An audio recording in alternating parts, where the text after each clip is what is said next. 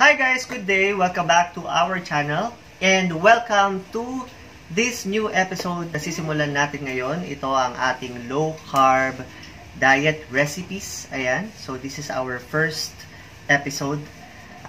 You can expect na mag-share ako ng mga recipes at dishes na pasok naman sa ating budget na low carb friendly. Ayan. So, ang lulutuin natin ngayon ay ang ginisang toge or bean sprout or mung bean sprout. So, ang ingredients na kailangan natin ay yun, yung mung bean sprout. This is half kilo. I'm not sure, pero itong half plastic na bili ko kasi isang buo yan. So, you can buy this for 60 pesos kapag buo. But, if it's just half, you can buy it at 30 pesos. Ayan. Tapos, meron din tayong onion and tomato. Kung mapapansin nyo, ito ay greenish pa, which is safer daw for low carb, yung mga medyo green pa na tomato.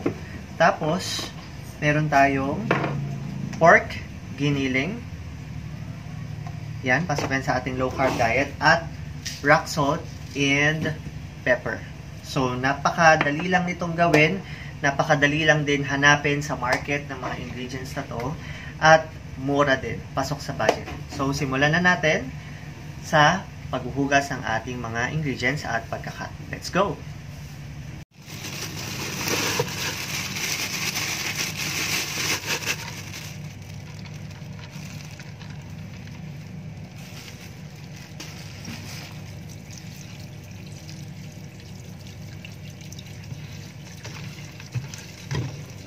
Ayan, as you can see, I pour it over sa isang strainer para madali ko na siyang makuha later kapag totally washed na siya.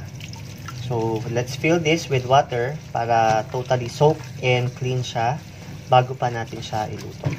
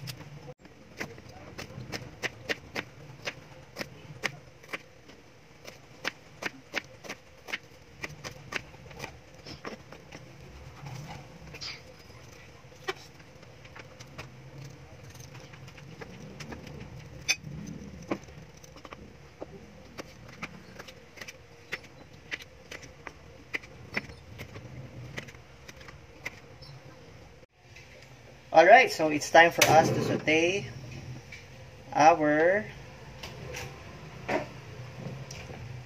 ingredients. Ayan, so gagamitan natin ng coconut oil. What we are using is the spring coconut oil that we are buying from small stores here nearby. Ayan, so let's just wait for it to totally heat up. Ayan. Medium heat lang. Alright, so this totally heated up. So let's go ahead and saute our onions. Ayan. I just sliced them. I want them to be really visible sa ating ginisang toge.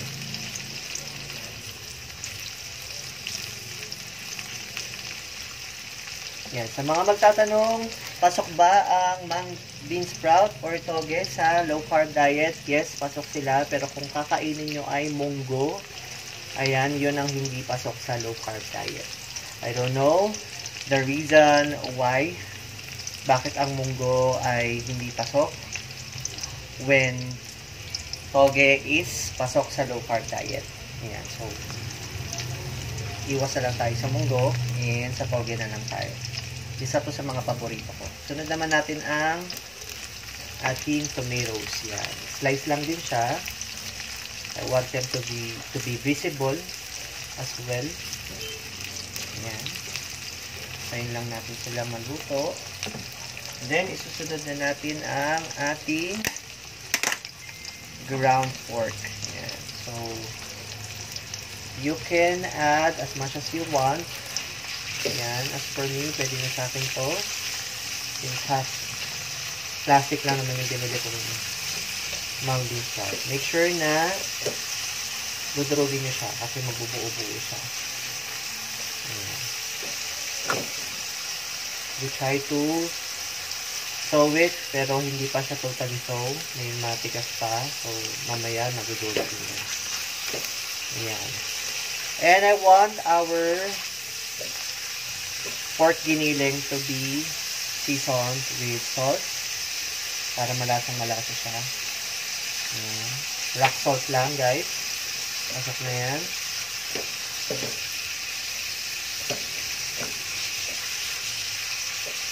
Let's just wait for the pork to be totally cooked. Magmantika siya.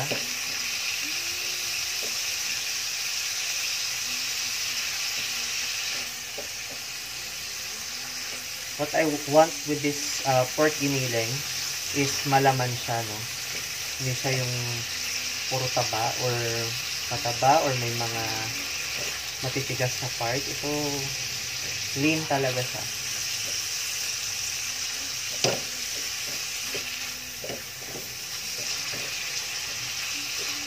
Yan. Then, let's put some ground black pepper, freshly ground.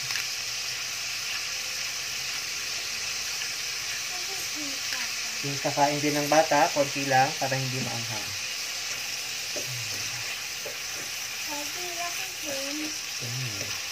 Smells good.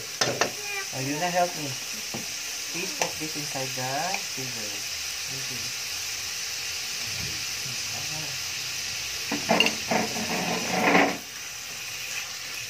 Wants to help cooking.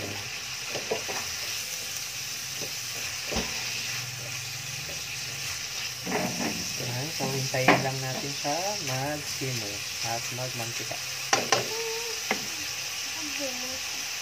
Okay, so mukhang maluluto na siya, malapit ng maluto, pero bago pa yan lalagyan natin ng Mamacita's oyster sauce. Yan. So this is in moderation kasi meron siyang soybeans, tsaka sugar.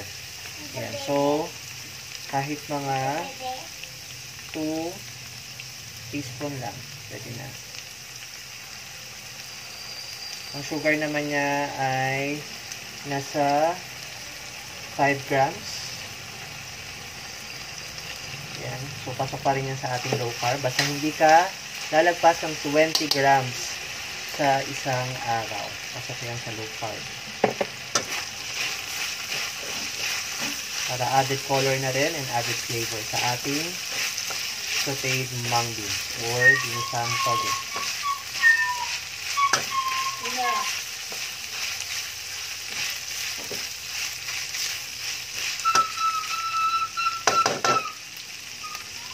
Alright, so this looks good. So it's time for us to put our toge or mung bean sprout. You can hear that sizzle. I'm so excited to this na to. Tagal-tagal ako hindi kumain ng mung beans or toge.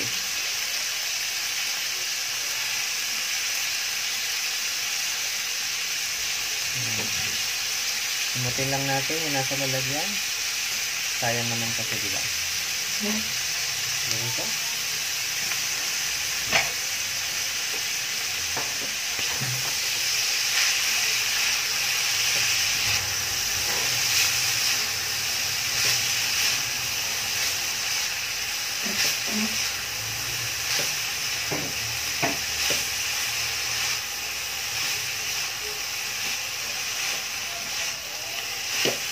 natin siya para ma-well incorporate yung kanyang ingredients.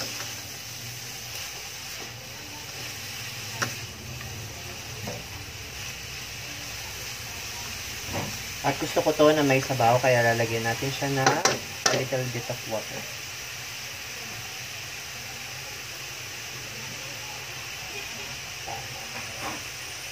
Half cup of water will do.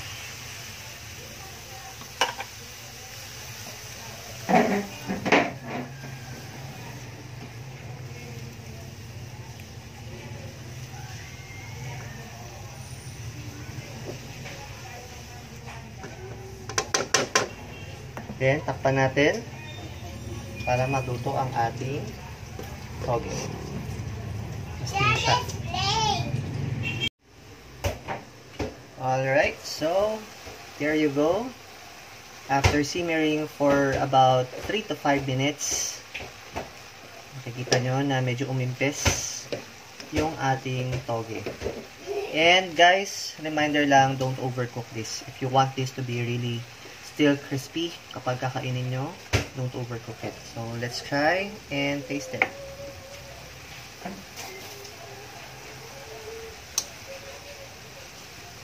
Pakahalaga ng pagtikim sa pagluluto.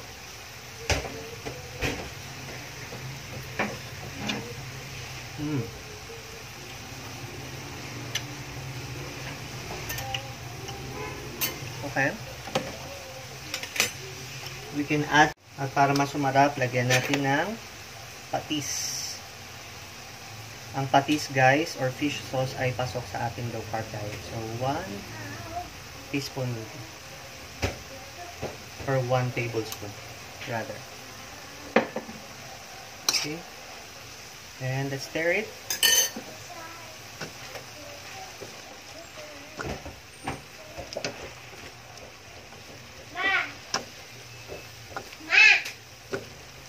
Alright, so I think this is ready to go. Time for plating.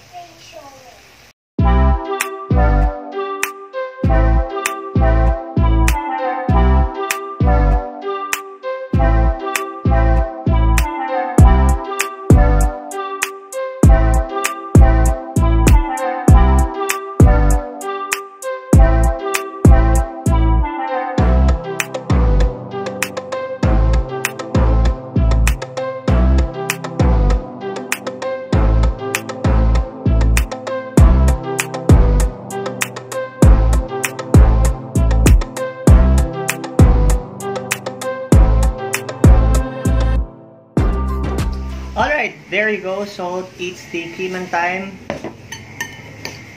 Ito ang ating low carb mung bean sprout or sauteed mung bean sprout or ginisang toge.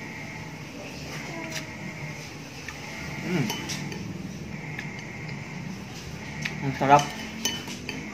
Mas lalo siyang sumarap kasi nilagyan ng patis at oyster sauce.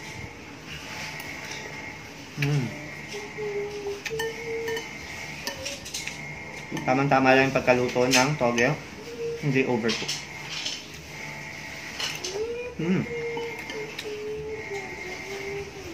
Wow.